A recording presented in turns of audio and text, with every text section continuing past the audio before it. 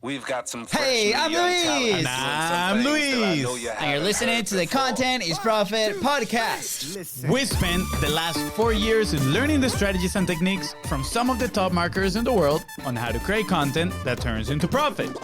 If you'd like to learn more on how to turn your content into profit, go to contentisprofit.com. Yeah. Guys, in today's episode, what is the role of content in a real estate company managing over $350 million in assets? So much money. That is a lot So of many money. assets. That's right. So many people. I love it. I love it, guys. Before we get started, please go ahead and subscribe. Smash that subscribe button. And remember to follow us on social media at Beast Bros Go everywhere. And if you find this episode impactful, which I am sure you will, don't forget to share it and leave a 5-star review.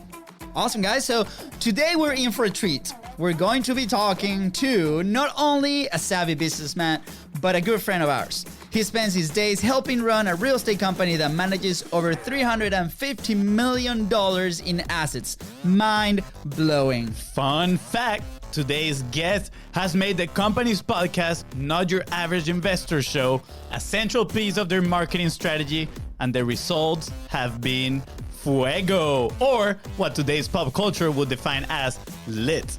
We'll definitely talk a bit more about this. He's a co-founder of Jacksonville's Wealth Builders, 9-time honoree of Inc. 500 and 5,000 fastest growing companies in the US, 7-time winner of Best Places to Work award. We can confirm this. I mean, people love working there and they serve some amazing lunches. Yes. Not only that, but through their nonprofit, they've raised over $350,000 for the Jacksonville community. Impressive, guys. Very impressive. Please welcome co-founder of JWB, real estate mastermind, and host of Not Your Average Investor Show, Mr. Gregg Cohen! Hey, welcome, Gregg. We are so excited to have you here. I even matched with you today. Yes. I knew it. You guys are connected. Oh, man. I knew we were all connected before, but now we're just taking it to a whole new level. Whole new level. That's it. I woke up and I had this, 7 different choices of color of this t-shirt. And I was like, I feel Gregg is going to pick the light blue today. So I grabbed that one. Done Got it. it, Fonzie. Got it, Fonzie. Great. We're so honored to have you here on the show. Wow. I mean, it's been a complete pleasure, working with you and your company and your team. And now to have you on the show, that's just like the cream, the amazing like Nutella that you put on top of the ice cream. Well, I don't know who puts Nutella on top of their ice cream. I do, and that's delicious. We might need to check your dietary needs over here. It's so good. So yeah, You great. and my 6-year-old, man. Luis, you and my 6-year-old. You're on the same wavelength, man. The Nutella on the whipped cream, man. There you go. It's delicious. We'll let the audience vote. So, hey, if you're listening right now or watching, just put hashtag Nutella, send us a message, and we'll get to this. Just send the Nutella. Just send the Nutella to the office. Yeah, dude, Gregg. Well, for the audience, right? Because obviously, we've been interacting here and there, but for the audience, who's Gregg, and what do you do now? We mentioned all these amazing awards, but where these all started? Well, first of all, guys, I have done a few podcasts in my day. I have never been so excited because of an intro in my entire life. This is incredible. I mean, and it's indicative of you guys. Ever since I have got to know you guys, you've done everything top notch. It's been fun. It's been personable. It's been genuine. And man, I'm stoked, man. I'm really excited that you guys are having me here. So, thank you. Who am I? So, I started JWB Real Estate Capital back in 2006. I started with one of my best friends, who is one of my business partners. I now have 2 additional business partners. In the beginning, we were a bunch of guys who I happened to work in corporate America before starting JWB, and I just was utterly unimpressed and disappointed and disillusioned and depressed when it came to my former corporate career. It was something that I really thought was going to be the path that I was on. Worked for a company. That's what brought me here to Jacksonville, and within a year and a half just realized it wasn't for me. And so if you've ever heard of somebody following a late-night infomercial and scaring the hell out of their parents and all of their friends and their family because they left a pretty good job to go out something that everybody told them they were crazy. That was me in the beginning. And, that was 15 years ago. And through those years, we've been really blessed to have great mentors. We've been blessed with an ability to not have a fear of failure, and it really allowed us to go out there and fall on our face many times and get right back up, and been blessed to surround ourselves with an incredible team, incredible, marketing partners like you guys. I mean, it's just the people that we have in our network have really helped make JWB what it is. So what we do in a nutshell is people come to us and they want to invest in real estate, but they either don't live in the right market, or they're too busy, or they just don't have experience, and we make the whole process very easy for them. Yeah. We help them build a portfolio of rental properties, and we do all the property management for them. And it's been a 15-year journey so far, and have never had more fun than I'm having right now. So it's been a wild ride. That's awesome. And I want to mention that we met your partners, your co-founders, and they are awesome as well. You guys have this chemistry, right? When you guys are together, I remember when we were filming the episodes, and it is still like, I would assume it is still like 15 years ago, pre-huge company. You guys are still having fun at the end of it, which is pretty cool. And, I'm pretty curious. You said that you weren't happy in your previous corporate job, like the press, all that negative stuff. Do you think that influenced the workspace that you have right now? I mean, winning a bunch of awards for best place to work? Absolutely. I look back on that experience, and I had a terrible manager, and pretty much if you could name it, it went wrong for being a kid fresh out of college. And at that point, it was really hard for me to go through. But I look back, and now it's easy for me to look back. For many years, it was tough, but I look back on it now, and I think, wow, what a blessing, right? Everything happens to you for a reason, and those obstacles that you have are really just opportunities in disguise.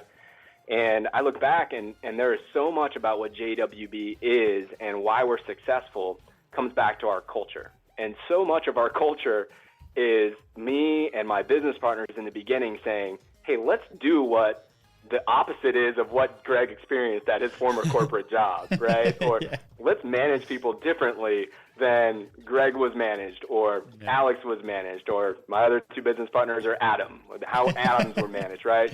So I think, even if you had a wonderful management experience, that is a great blessing, but there's also a blessing in having an absolutely horrible one when you're in your formative, career years, because it points out what's important to you, and you have the time to manifest it. Yeah, I love it. I love that you bring that point. And, lately in the show, we've talked a lot about perspective, right? And you say, the horrible experience can also be a blessing. And I choose it for that to be a blessing, and now you turn that, and now your company, I think, is like 80 plus employees, right? You have like these amazing meetings, and through this pandemic, like you guys were able to also keep that momentum with the company, with the employees, and all this culture. And I feel like this is wonderful, because so many other people out there, so many other companies are struggling to get into that.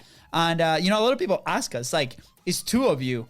What's that dynamic look like for us, right? And you guys are four partners, like four business partners, and it's Pablo, like the other co-host, says, the four-headed monster. Like, how do you guys deal with running a company of this size, providing so much value? What are some of the key points that you guys kind of tackle on an everyday basis?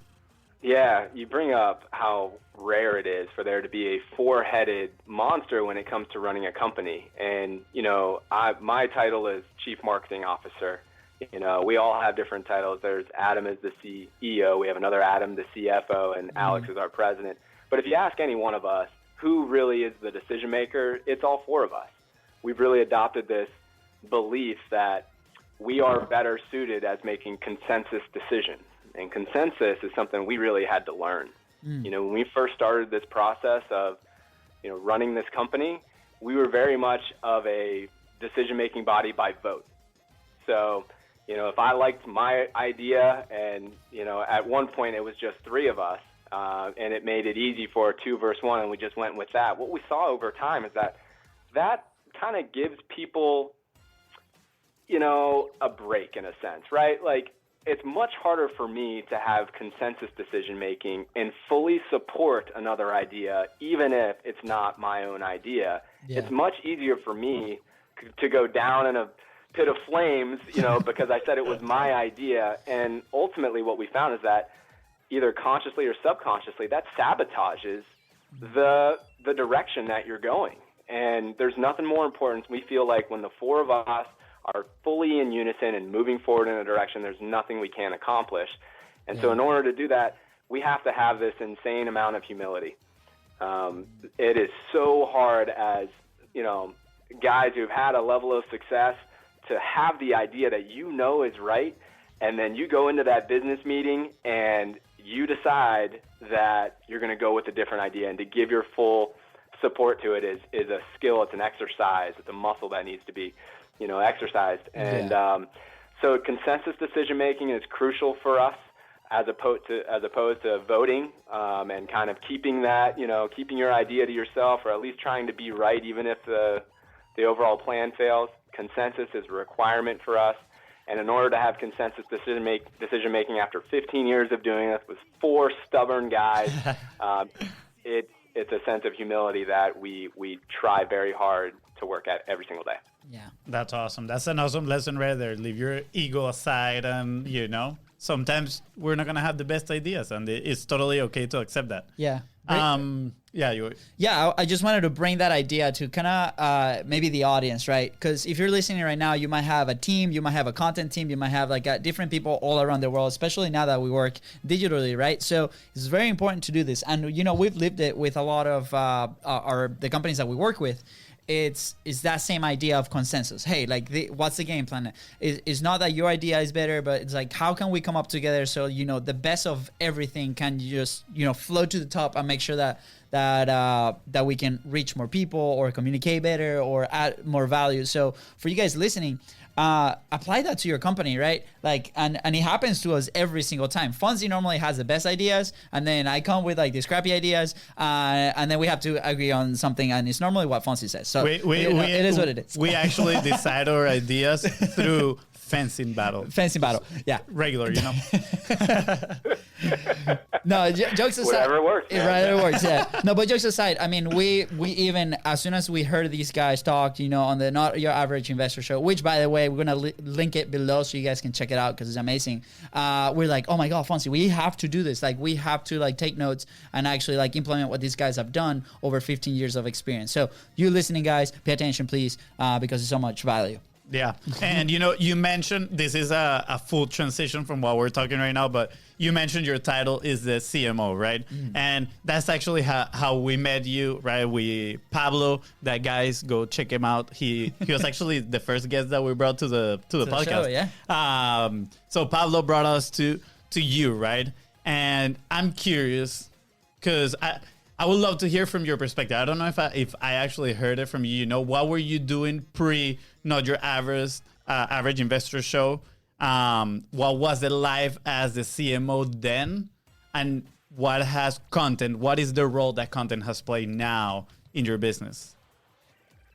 Oh man, you're taking me back to some pretty dark days as far as our marketing efforts. I think we've always done an okay job when it comes to marketing and kind of speaking our truth and being authentic. That's always been something that's been important to me. Yeah. And about, maybe a year and a half ago, 2 years ago, I said, let's start on this journey of producing more content, going on social media, creating some sort of a following.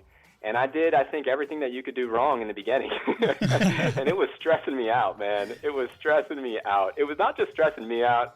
It was stressing my team out. I mean, it was to the point where, I just didn't have a strategy, and I didn't have a set way of doing things, and I didn't have a way to basically kind of, take whatever I was doing and distribute it and cut it up and get as much traction with every piece of content as we do now. And so what that forced me to do was to keep my phone on me at all times and every single day. And my team, whenever they would see me, they started just to run away from me because I was so starved for content and I didn't have a strategy that I would just pull my phone and just put anybody on Facebook Live, which was cool for the first week, but then it's really started to piss people off in my audience. I mean, not my audience, in my team. Yeah. And at the end of the day, for me, it created a lot of stress because I just didn't have enough time in the day to be able to do everything I wanted to do. And so, that's where I came in contact with Pablo, who put me in contact with you guys. And collectively, you guys have made this a reality for me. And we're probably about I don't know, maybe 8-9 months into our working relationship, I would imagine, at this point. And so I remember a year ago where I was, and we were doing about the same amount of content, but I was probably spending an additional 30 hours a week, either. Wow. Doing it. It got cut off a little bit. We lost you for a second. Oh, okay. Well, a year ago, I was probably spending an additional 30 hours a week putting the content together. And I just didn't have that time. So it was running me ragged. I don't think I would have continued to do what we're doing had I not met you guys and had we not formed the show. And by you guys showing me the light of how this can really be done, it unlocked this incredible opportunity for us from a marketing and sales perspective. And the biggest win is that I'm having a ball. I'm having an absolute blast, running the show. And I've never thought of myself as somebody who would be running a show on social and having 100 people show up a week who are getting a ton of value. And so it's been a huge win. I'm so thankful that I was put in contact with you guys and that you guys have really run with this for me. It's been amazing. Oh, thank you, Greg. Those words mean a lot to us. Yeah, that's awesome. And so we're probably gonna chop this part right here and run ads to this part. But no, jokes aside, I think what the strategy that you guys are doing is absolutely fantastic, right? For those listening, what is that strategy that you guys are doing? And what has been the change besides you personally, right? Like those 30 hours and now you have to do other things. Mm-hmm. What has been that result inside of the company? What's been the result inside of the company? Yeah, and what is the strategy so people that are listening, they are like, maybe that can work for my company as well. Yeah, absolutely. So for us, we really kind of focused on what our cornerstone of our content was going to be. And then for us, that became the show. So the Not Your Average Investor show became the thing that we were going to have as our cornerstone. Initially, we were going to have one episode a week on Thursdays. And what we found is that there was enough demand for us to have 2 shows a week. So now we go live with the show every Tuesday and Thursday at 12:30. And now everything from those episodes becomes additional content that is really managed by your team. And Pablo, of course, is a huge part of this as well. But, instead of that 30 hours a week of me running around trying to create content and bring this authentic kind of feel for who JWB is, now it's focused on a very well-produced show. Pablo's our host of the show, and he does a lot of the heavy lifting when it comes to preparing the show, the content for the show, of what we're going to speak about, the research. He lines up our guests, and just the AV stuff is done for me. So I can just show up and just be the expert who's talking about rental properties and not the expert in AV and the networking guy who has to get all the guests and the guy who's doing all of the research to make this all happen. Yeah. So the cornerstone is the show, and then we surrounded that with the community of the Facebook group.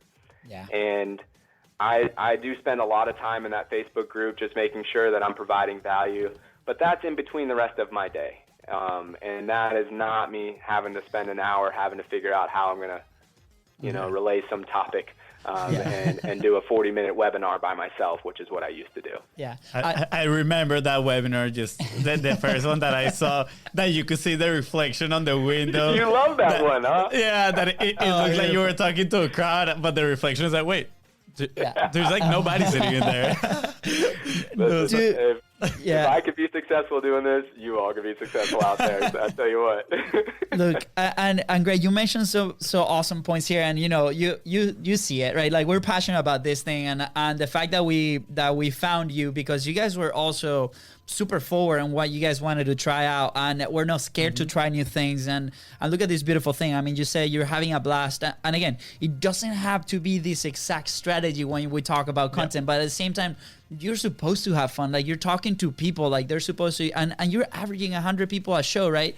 And this is people live asking you questions, like creating a relationship with you. And it's funny because when we talk about you guys, we're like, these guys literally are selling real estate through content. And it's a relationship, because at the end of the day, that's a very niche audience that's coming to you guys with very specific questions, and you guys were able to turn this around, and then that content, it gets repurposed for a high level kind of top of funnel strategy, which is amazing. So I promise you guys, if Gregg right here has the time to do this and he is having a blast, I encourage everybody to kind of try this out. And, you know, we talk a lot about resources and capacity, right? So, you know, before you had the big resources, right? And you thought you had the capacity, but you were like trying to operate with both until somebody came with like, hey, let's pause, let's study, like, let's adapt a strategy that works. And how does that relate with you and your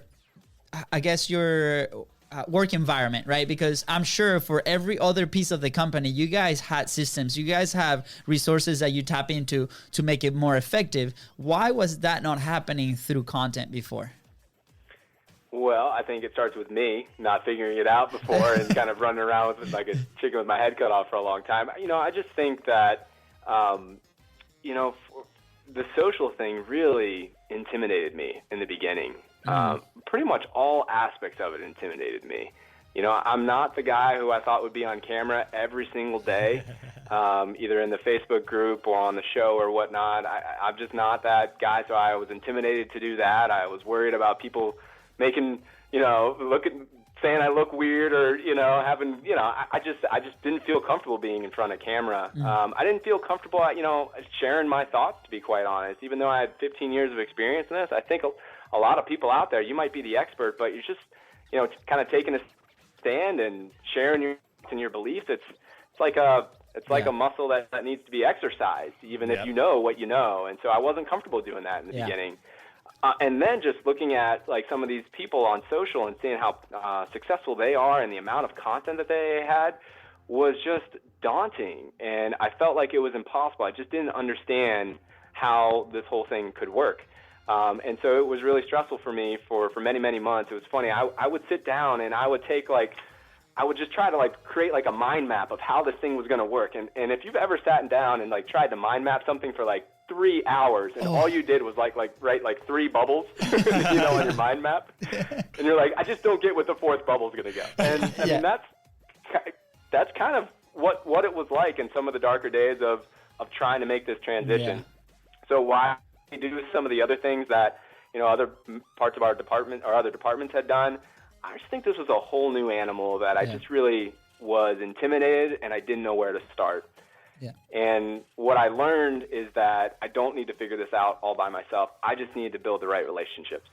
And everything started to go into motion when we put our power team together of me and Kate, who runs a lot of our marketing on our team, who I know you guys know and love, you guys, Pablo and Cody, that, you know, we all kind of formed this really wonderful partnership where we all had some incredible skills and talents that we could bring, and the greater sum has become what this marketing and sales channel is now. And the results are staggering. You know, our online sales are up.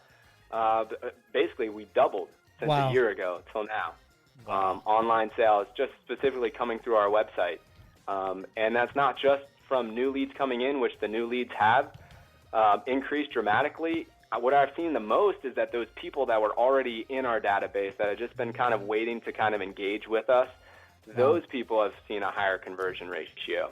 Wow. We're able to track everybody who's attended one of our shows and see what the relationship is between those people closing, and it's so much higher. Wow. And we're able to see repeat sales. Repeat sales are just going so much higher now as well. So, you know, initially I was like, oh man, I need to drive so many leads from this in order to justify it. But I'm not seeing that. I'm seeing additional leads are great, but the real justification is kind of engaging with that list that we already know and had that really just hadn't opened up a window into who we are in the past, and now we have it. Beautiful. Wow. Yeah, what an amazing story. That makes my heart like so happy, just because like we're dealing with human beings, right? And so many people focus on like those like new people, new leads. And then what happens to the ones that we already have here? Like, are we developing relationships, right? Especially with a purchase, like the ones that you guys are trying to push out there, right? Is those points of contact. So thank you for bringing the relationship back into, you know, the real estate market. And what you guys are doing is really wonderful. We've really seen that, you know, not just the numbers go up, but just you guys feel like so happy just like no more stress, which is awesome. So I guess we gotta land this plane. Yeah. We could just talk about this all day. Before we land this plane, I just want to kind of like touch base on this point that you made. And these are for people that are watching that are maybe dabbling whether to create content or not.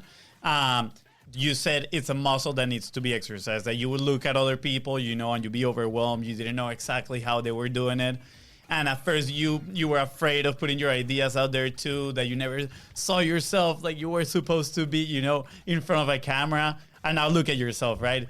Twice a week, Tuesdays and Thursdays, running your own show. So again, it's a muscle, guys. You got to get in front of the camera and get comfortable sharing your message. There is people that are not going to like what you're saying, and that is totally normal. They're not going to agree. That is totally normal. But there are people that are going to love you for it, for sharing your message.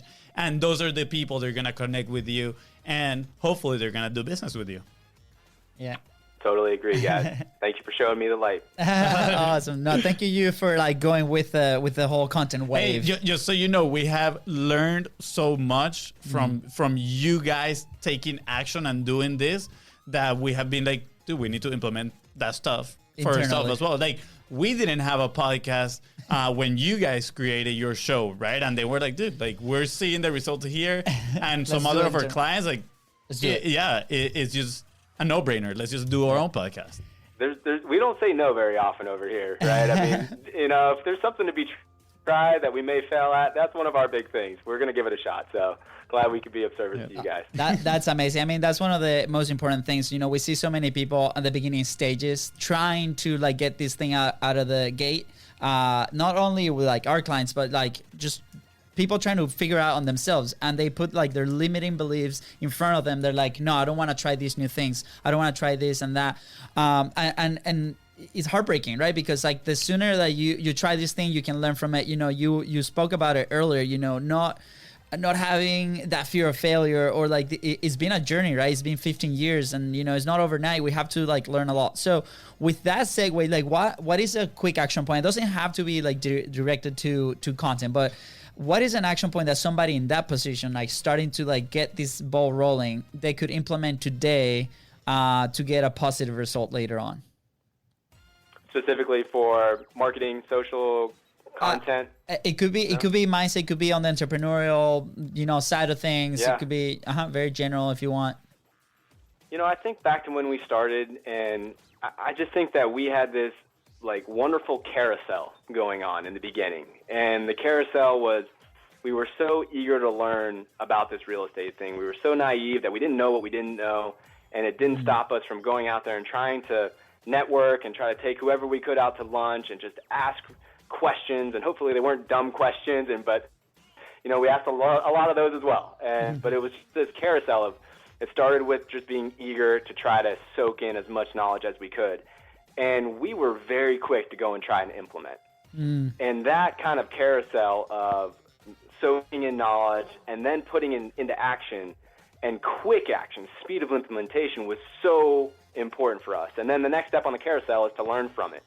And most of the time, not great things happen, right? We didn't sell the house, or we didn't, you know, do whatever we didn't buy the house, we didn't manage the house correctly, whatever it was. Yeah. But the real value was learning. And so we just got on that carousel. And I think it takes, you know, a lack of ego, like we talked about early on, you know, not being afraid to fail. I think those are some of the best attributes that we have been blessed with.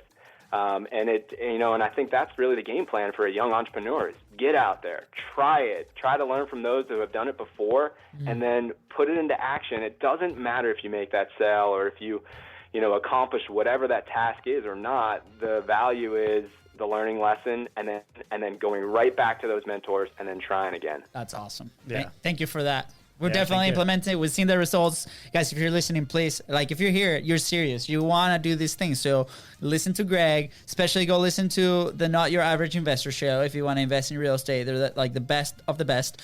And last question here. This is the big one, Gregg. You ready? I'm ready. Where would you be if you did not publish? Where would I be if I did not publish any content? Yep. Yes. I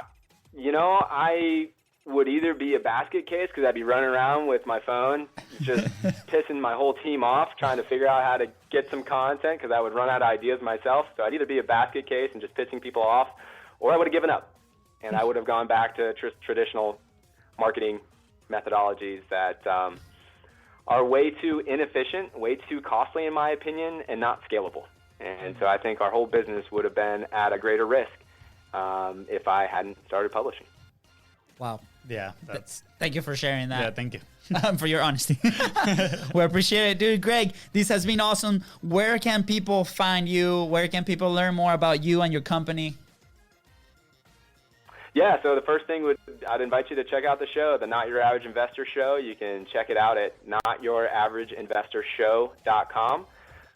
You can also join our Facebook group and see what we're all about as far as our social media presence. You can go to jwbfacebookgroup.com, and hope to see you guys there. Yeah. Awesome, guys. We encourage you to do that. Go do it right now. Just so you know, full disclosure, I had no idea about real estate, like zero, and I can comfortably have a conversation now, at least. And I told my wife already, like, we need to be part of that investor list already. Like, we have to be a not your average investor with JWB. So, Gregg, we're coming your way. Love it. Yeah, awesome, Gregg. Thank you so much. Don't leave us here. We have to say bye to the Facebook audience. And with that being said, guys, thank you so much for being with us in the Content is Profit podcast. Don't forget to subscribe and follow us on social media at BizBrosCo. And if you found this episode impactful, which I am sure you did, don't forget to share it and leave a 5-star review. Thank you. See you later.